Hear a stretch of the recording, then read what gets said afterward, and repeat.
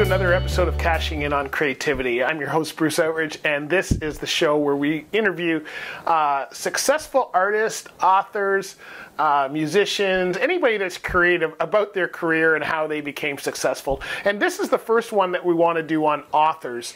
And the reason I want to do this one for a couple of reasons. One, this author here has been very instrumental in my life, extremely instrumental. Second, got a great book here that I've had on my shelves and have read many times.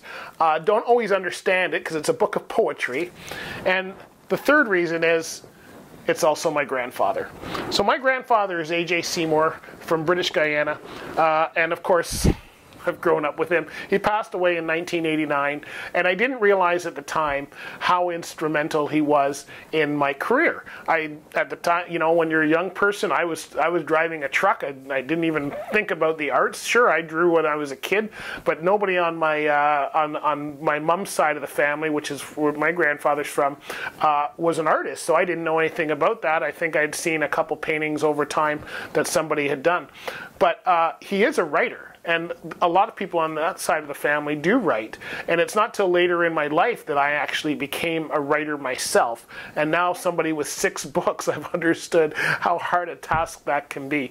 Now, he's got a love of poetry. And what was really amazing was to find out exactly, you know, you don't really learn about people until you start asking questions. So I interviewed my Aunt Joan and my Uncle Guy about my grandfather, because they were, you know, in Guyana when he was writing. They're now living in the U.S. But I interviewed them about his life, and learned a lot myself. And I was actually part of the family. So I hope you enjoy this, and I hope you get some inspiration out of my grandfather, A.J.Seymour, and this incredible interview, because it has been inspirational in my career, and I hope it'll help you too. Well, let me start off by saying that, you know, it's a totally different kind of society and size of the place of Georgetown, because that's basically what it was.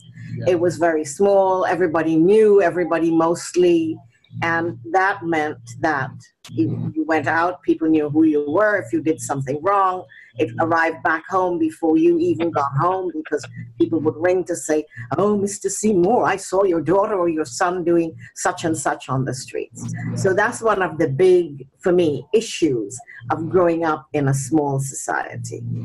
Guy, I'll let you take it from there. Well, for me, it was quite different, because we had a lot of cousins, and I had several friends. And so we spent a lot of time outside riding our bicycles or going to play soccer on the QC fields where we all went to school.